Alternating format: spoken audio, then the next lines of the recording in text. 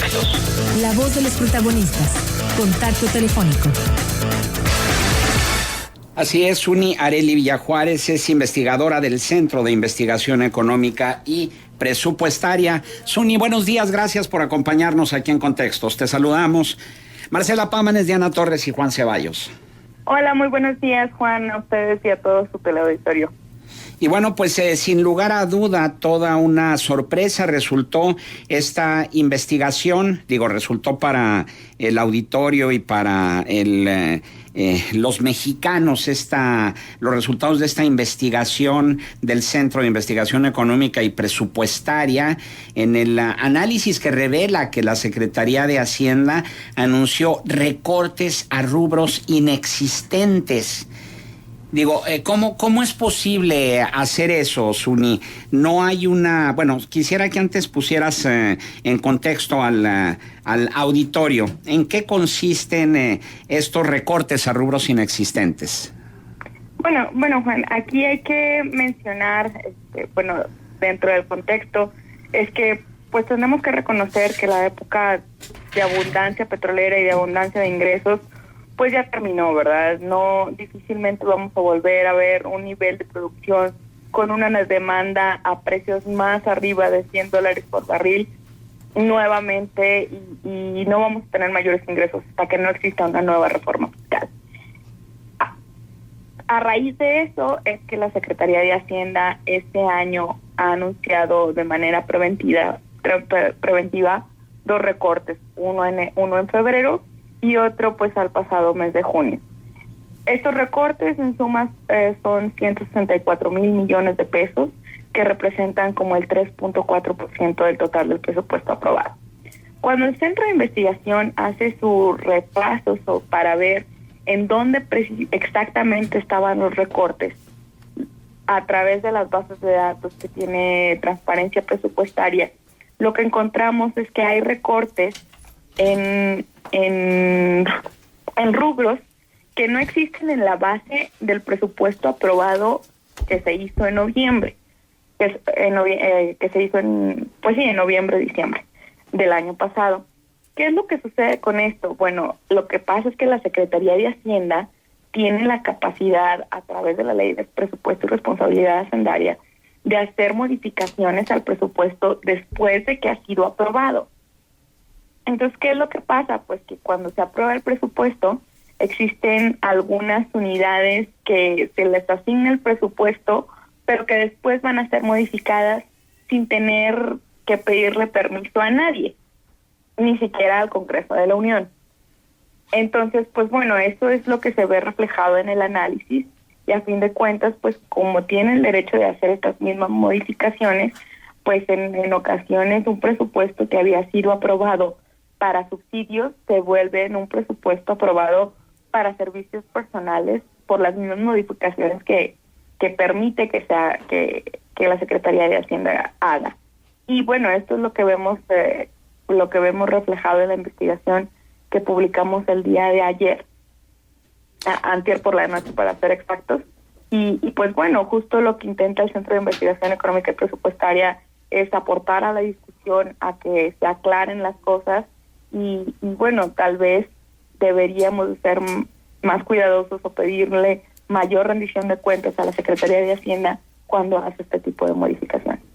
Pero entonces, ¿de qué sirve hacer un presupuesto si después la Secretaría de Hacienda lo puede cambiar tranquilamente? Eso por una parte. Y por la otra, también lo que no resulta explicable es, por ejemplo, el anuncio de la reducción de 178 millones de pesos en la unidad de coordinación de delegaciones de la Zagarpa, una unidad que no existía, y un recorte de 5 millones a servicios profesionales del programa de estancias infantiles que tampoco tenía recursos asignados.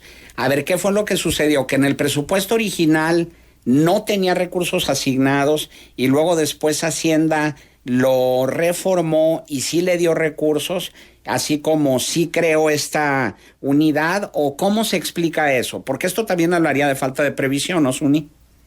Claro, pues bueno, la unidad como tal para la parte de entidades operativas es una unidad que existe, que está ahí. El tema justo es que cuando se hace la asignación del presupuesto, el presupuesto no estaba asignado a esa unidad en específico, tal vez a otra unidad dentro de la misma coordinación del presupuesto, y después se hace el reparto hacia esta unidad, porque es cuando se traslada a las entidades federativas.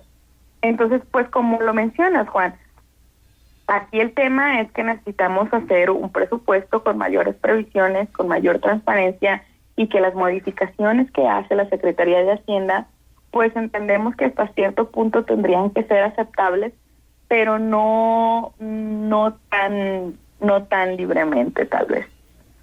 Pero entonces, y por el otro lado, como mencionas en espacios infantiles, pues justamente es el caso que te cuento.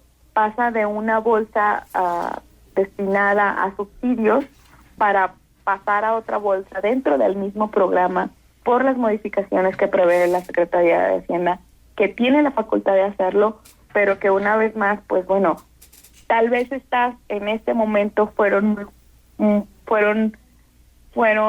no tan significativas en comparación de todo el presupuesto, pero bueno, es un ejercicio que hemos visto a lo largo de los años y que tal vez ya es tiempo de ponerle atención para mejorar la transparencia y para mejorar la rendición de cuentas. claro, precisamente a eso iba, Suni. Es decir, que si originalmente en el presupuesto de egresos de la Federación no estaba contemplada esta unidad de coordinación de delegaciones de la Zagarpa, o no estaba contemplado un recurso para esa unidad, ni tampoco originalmente estaban contemplados estos recursos para servicios profesionales del programa de estancias infantiles, al hacer el ajuste Hacienda, lógicamente va a cobijar a la unidad y va a cobijar al programa de estancias infantiles, pero necesariamente va a descobijar otro rubro. Es decir, para poder darle esos recursos, pues necesita quitarle recursos a otro rubro, ¿o no es así? Exactamente, y bueno, esto lo podemos ver en las modificaciones que se presentan en cada informe trimestral, en donde pues la Secretaría de Hacienda va haciendo cada uno de ellos. Y bueno, justo hablamos de la libertad que tiene la Secretaría de Hacienda para hacer estas modificaciones, que bueno, en este caso, pues, si se cambia dentro de un mismo programa, pues obviamente vamos a destapar a alguien más o algún otro rubro, y hay que entender como ciudadanos que de eso se trata el presupuesto. Aquí, ahora que venga la discusión del paquete económico, tendríamos que estarnos alejando de ni un peso más para educación, de ni un peso más para salud, o de ni un peso menos, perdón. Porque justo el pedir un peso más para algún rubro significa quitarle a otro, y sobre todo si no tenemos una nueva forma de recaudar más. Claro. Suni, buenos días, te saluda Diana Torres. Hola Diana, buenos días. En el estudio que ustedes han hecho, ¿detectan áreas particulares del presupuesto donde sea, digamos, más frecuente estos cambios en los dos sentidos, ¿no? En aquellos rubros a los que se les suele quitar presupuesto una vez asignado, o aquellos que suelen resultar favorecidos en una modificación posterior? ¿Hay áreas, hay secretarías, hay ejes temáticos particulares donde ocurren estos cambios? Bueno, en específico ahorita no te podría contar alguno, pero sí suele pasar que mientras existan rubros para gastos de operación, estos fácilmente pueden ser pasados a servicios personales de distintas formas. No necesariamente tiene que ser un pago de nómina de una plaza que está ahí siempre, sino que en ocasiones pasan a cubrir servicios de honorarios, que no dejan de ser gastos de operación, pero a fin de cuentas se vuelven una contratación de personal nuevo. Y esto ocurre a lo largo de los años. Y por otro lado, pues están también los recursos que se van a las entidades federativas por parte de las secretarías de Estado, que aquí es otro análisis que se tiene que hacer más detallado, porque cuando se aprueba el presupuesto existen gastos que no son distribuibles geográficamente, o al menos así se identifican, y que después, una vez ejecutado, como lo vemos ahora en los recortes, pues ya se aparecen como asignados a cada una de las entidades federativas. Entonces ahí tendríamos todavía que, y el centro lo estará haciendo en las próximas semanas, cómo las entidades resultan afectadas tras estos recortes.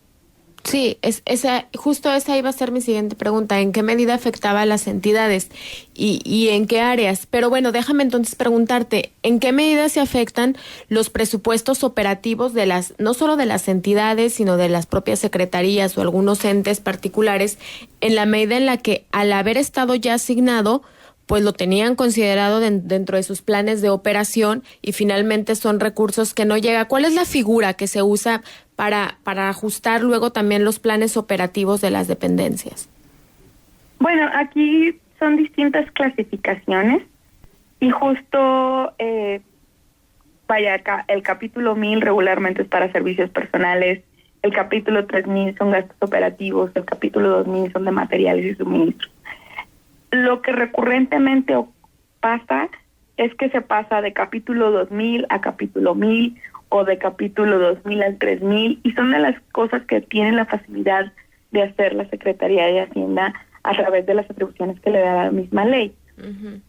Y bueno, lo que vemos aquí es que cuando nosotros nos vamos a ver por modalidad de programa, pues en general los recortes van a afectar en mayor medida los programas de inversión y otros programas que apoyan el crecimiento, más que a estos programas de apoyo a la función pública y buen gobierno, actividades administrativas, que son básicamente de apoyo a la gestión y gastos de administración pública, que lamentablemente en proporción se tocan menos que los otros programas. Sonia, tú decías, explicabas muy claramente al inicio que este análisis que ustedes hacen parte de esa premisa que tiene la facultad que tiene la Secretaría de Hacienda para hacer estas modificaciones sin permiso del Congreso.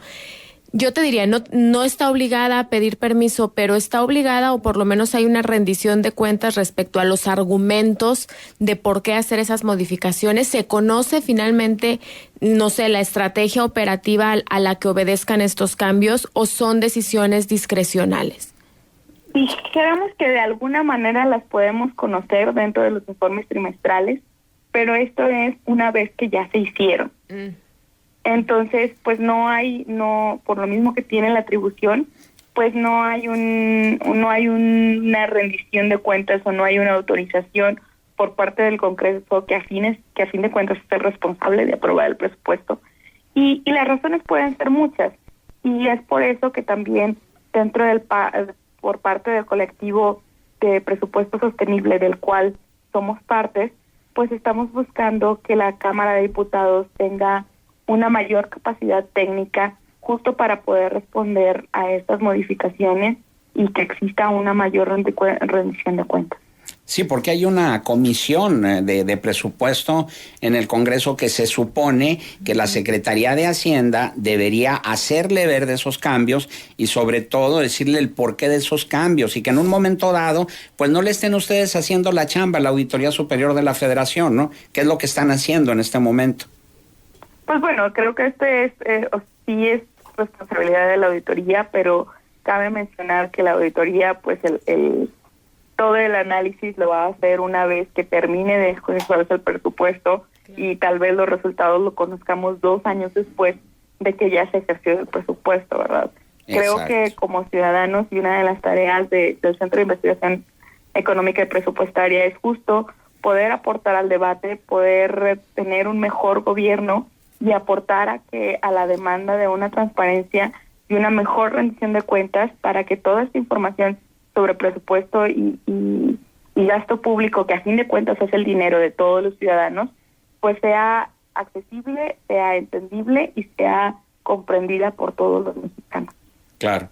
Ahora, por otra parte, en función del presupuesto, Suni, ¿de qué manera influye estos 2 anuncios que hizo por un lado el Banco de México con el incremento en las tasas de interés y por otro lado el anuncio que hizo el gobierno federal con el gasolinazo a partir del día de hoy, el incremento en la Magna y en la Premium?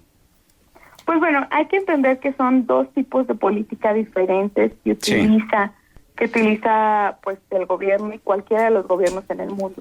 Pero sí inciden en el presupuesto, ¿verdad? inciden básicamente en el crecimiento económico de toda la economía nacional.